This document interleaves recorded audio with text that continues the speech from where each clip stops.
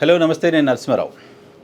Telangana governor Tamilisai Soundararajan అలాగే తెలంగాణ ప్రభుత్వం మధ్య ఘర్షణ తగ్గిపోయింది. ఇకపైన ఆ ఘర్షణ వాతావరణం లేదు అని మొన్నటి అసెంబ్లీ సమావేశాల తర్వాత అంతా అనుకున్నారు. కానీ ఆ ఘర్షణ ఇంకా కంటిన్యూ అవుతుంది అనేది నిన్న తెలంగాణ ప్రభుత్వం సుప్రీంకోర్టులో పిటిషన్ వేయడంతో బహిర్గతమైంది. ప్రధానంగా ఇరు వర్గాల మధ్య ఇరు వర్గాలుగానే సంబోధించాల్సిన పరిస్థితి, ఇరు వర్గాలుగానే ప్రస్తుతం ఇద్దరు బిహేవ్ చేస్తున్న వాతావరణం కనిపిస్తోంది.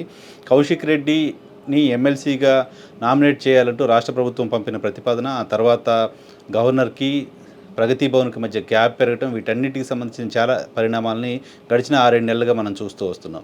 ఈ నేపథ్యంలో దాదాపు 12 బిల్స్ని గవర్నర్ ఆమోదించకుండా లేకపోతే వాటిని తిరస్కరించకుండా వాటిని అలాగే అట్టిపెట్టారు అనేది తెలంగాణ ప్రభుత్వం చేస్తున్న వాదన, చేస్తున్న విమర్శ. దానికి సంబంధించి సుప్రీంకోర్టుకు కూడా తెలంగాణ ప్రభుత్వం వెళ్ళింది. తెలంగాణ ప్రభుత్వం సుప్రీంకోర్టును తలుపు తట్టాల్సిన పరిస్థితి కల్పించింది గవర్నర్ ఎందుకు? కేవలం ఈగో కోసమా, లేకపోతే నిజంగానే తెలంగాణ ప్రభుత్వం పంపించిన బిల్స్కి సంబంధించి ఏమైనా అభ్యంతరాలు ఉన్నాయా అనే దానిపైన గవర్నర్ క్లారిటీ ఇవ్వాల్సి ఉంది. ఇక్కడ ముందుగా గవర్నర్ వైపు నుంచి ఉన్న మెరిట్స్ డిమెరిట్స్ ఒకసారి చూద్దాం. గవర్నర్ ఈ బిల్స్ని ఎందుకు యాక్సెప్ట్ చేయలేదు అనే దానికి సంబంధించి ఇప్పటివరకు ఎక్కడ ఒక కారణం బయటకు చెప్పలేదు. నిజంగానే వాటిని రిజెక్ట్ చేయాలనుకుంటే, వాటిలో ఏమైనా ఇబ్బందులు ఉంటే ప్రభుత్వానికి మళ్ళీ పంపించవచ్చు, వివరణ కోరవచ్చు, దానికి సంబంధించి తిరస్కరిస్తున్నట్లు ప్రకటించవచ్చు, లేకపోతే ఎందుకు తిరస్కరిస్తున్నారో వాటికి సంబంధించిన ఇబ్బందులు ఏమున్నాయో ప్రభుత్వంతో చెప్పొచ్చు. కానీ ఏమీ చేయకుండా, ఎలాంటి రెస్పాన్స్ లేకుండా గవర్నర్ ఆ బిల్స్ని అలాగే ఉంచింది అనేది రాష్ట్ర ప్రభుత్వం చెప్తున్నమాట. దానికి కారణం ఖచ్చితంగా తమిళిసై చెప్పాల్సి ఉంటుంది. మరోవైపు ప్రభుత్వం గత బడ్జెట్ సమావేశాల సందర్భంగా గవర్నర్ పట్ల వ్యవహరించిన తీరు పట్ల అనేక విమర్శలు ఉన్నాయి. గవర్నర్ని కనీసం అసెంబ్లీకి ఉభయ సభల సంయుక్త సమావేశానికి ఆహ్వానించకుండా అవమానించారు, గవర్నర్ని ప్రాపర్గా రెస్పెక్ట్ చేయట్లేదు, గవర్నర్కి రాష్ట్రంలో కనీసం ప్రోటోకాల్ కూడా ఇవ్వట్లేదు, ఇలాంటి విమర్శల్ని ప్రభుత్వం ఫేస్ చేస్తూ ఉంది. కొంత వాస్తవం కూడా దానిలో కనిపిస్తోంది. నిజంగానే గవర్నర్ లేకుండానే అప్పటి అసెంబ్లీ సమావేశాలు జరిగాయి. గవర్నర్ రాష్ట్రంలో ఇతర ప్రాంతాలకు వెళ్తున్న సందర్భంగా ఆమెకి ప్రోటోకాల్కి సంబంధించిన ఇష్యూస్ను కూడా కొన్ని చూసాం.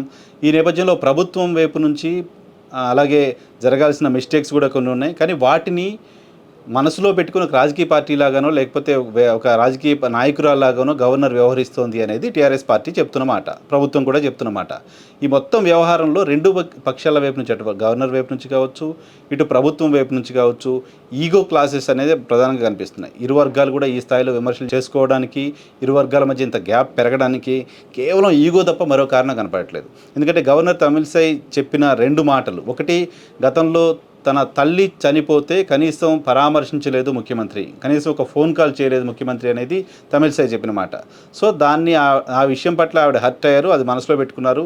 ముఖ్యమంత్రి కనీసం గవర్నర్గా ఉన్న నన్ను పరామర్శించరా, కనీసం ఫోన్లో కూడా పలకరించరా, నా తల్లి చనిపోతే కనీసం కన్సోల్ చేయరా, ఇటువంటిది ఆ విషయాల్ని ఆమె మనసులో పెట్టుకున్నారు. దానివల్ల ప్రభుత్వం పైన కొంత కక్ష సాధింపు ధోరణితో ఉన్నారు అనే విమర్శలకు బలం చేకూర్చేలాగా ఆమె చేసిన కామెంట్సే ఉన్నాయి.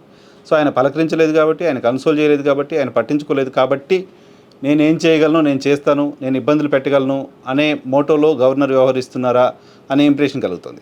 మరోవైపు గవర్నరు కౌశిక్ రెడ్డికి సంబంధించిన నామినేటెడ్ ఎమ్మెల్సీకి సంబంధించిన ఫైల్ని రిజెక్ట్ చేశారు కాబట్టి గవర్నర్ మేము ఉభయ సభల సంయుక్త సమావేశానికి పిలవము, ఆమెను పిలవాల్సిన అవసరం లేదు, ఆమెను ఆహ్వానించాల్సిన అవసరం లేదు అన్నట్టుగా ప్రభుత్వం వ్యవహరించిన తీరు కూడా ప్రభుత్వం ఈగో హర్ట్ అవ్వడం ద్వారా తీసుకున్న నిర్ణయంగానే కనిపిస్తుంది. మొన్నటి అసెంబ్లీ సమావేశాల సందర్భంగా కూడా బడ్జెట్కి ఆమోదం తెలపట్లేదంటూ కోర్టుకు వెళ్ళారు.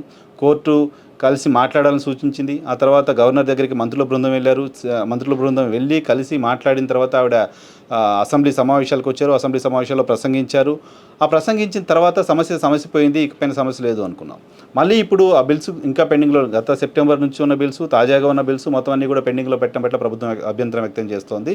సో ఇప్పుడు గవర్నర్ వైపు నుంచి వచ్చిన మళ్ళీ ఒక ప్రకటన, గవర్నర్ వైపు నుంచి వచ్చినట్లుగా ఓ ప్రకటన బయటకు వచ్చింది. అదేంటి, సీఎస్గా ఉన్న శాంతికుమారి కనీసం బాధ్యతలు తీసుకున్న తర్వాత నా దగ్గరికి రాలేదు, బాధ్యతలు తీసుకున్న తర్వాత కనీసం నన్ను వచ్చి కలవలేదు అనేది గవర్నర్ తమిళిసై చెప్తున్నమాట.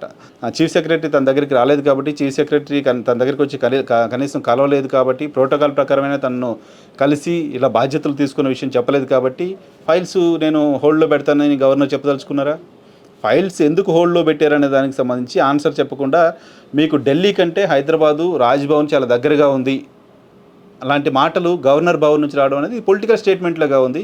సో గవర్నర్కి సంబంధించిన ఈగో కూడా హర్ట్ అయిందేమో, చీఫ్ సెక్రటరీ ఎందుకు నన్ను వచ్చి కలవరు అని గవర్నర్ ఈగో హర్ట్ అయిందేమో, అందువల్ల వీటిని హోల్డ్లో పెట్టారేమో అనే అనుమానాలకు బలం చేకూర్చేలాగా ఆమె ప్రకటన ఉంది. ఆమె అటువంటి ప్రకటన చేసి ఉండాల్సింది కాదేమో. మీకు ఢిల్లీ కంటే రాజ్భవన్ దగ్గర ఉంది, ఇక్కడికి రండి, ఇక్కడికి వచ్చి మాట్లాడాల్సింది, చీఫ్ సెక్రటరీ ఎందుకు రారు, ఎందుకు నన్ను కలవరు, ఇటువంటి భాష, ఇటువంటి మాటలన్నీ ఒక పొలిటికల్ స్టేట్మెంట్ లాగా ఉన్నాయి. ఈ మొత్తం వ్యవహారం చూస్తే ఇరువైపులా, ఒకటి గవర్నర్ వైపు కావచ్చు, ప్రగతి భవన్ వైపు కావచ్చు, ముఖ్యమంత్రి కేసీఆర్ గారి వైపు నుంచి కావచ్చు, సో ఈగో క్లాసెస్ అనేది కనపడుతోంది. ఇరువైపులా కూడా ఈగో ఉండడమే ఈ సమస్య ఇంకా జటిలంగా ఉండడానికి, ఈ సమస్య ఇంకా ఇలాగే ప్రొలాంగ్ అవ్వడానికి ఒక కారణంగా కనిపిస్తుంది. ఈ సమస్య పరిష్కారం కావాలంటే ఈగో తగ్గిపోవాలి. ఈగో రెండు వైపుల నుంచి తగ్గిపోవాల్సిన అవసరం ఉంది.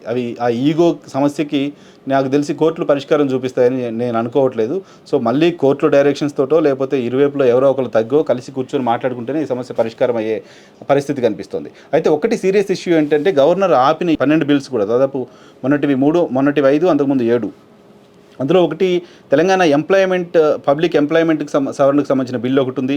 అలాగే తెలంగాణ మోటార్ వెహికల్ ట్యాక్సేషన్ చట్ట సవరణ బిల్లు ఒకటి ఉంది. Telangana state private universities amendment bill ఒకటి ఉంది. Professor Jayashankar Telangana state university amendment bill ఒకటి ఉంది. తెలంగాణ పంచాయతీరాజ్ చట్ట సవరణ బిల్లు ఒకటి ఉంది. తెలంగాణ మున్సిపల్ చట్ట సవరణ బిల్లు ఒకటి ఉంది. ఈ ఈగో క్లాషెస్ వల్ల, ఇద్దరి మధ్య ఉన్న ఈ విభేదాల వల్ల, ఇద్దరి మధ్య జరుగుతున్న ఈ కోల్డ్ వార్ కారణంగా ఈ బిల్స్ అన్నీ ఇలాగే హోల్డ్లో ఉండడం వల్ల రాష్ట్ర అభివృద్ధికి సంబంధించి కావచ్చు, కొత్త నియామకాలకు సంబంధించి కావచ్చు, డెవలప్మెంట్కి సంబంధించి కావచ్చు, ఇబ్బందులు వచ్చే పరిస్థితి ఉంది. కాబట్టి ఎవరో ఒకరు ఈగో తగ్గించుకుంటేనే ఈ సమస్య పరిష్కారం దొరికే అవకాశం కనిపిస్తుంది. Thank you.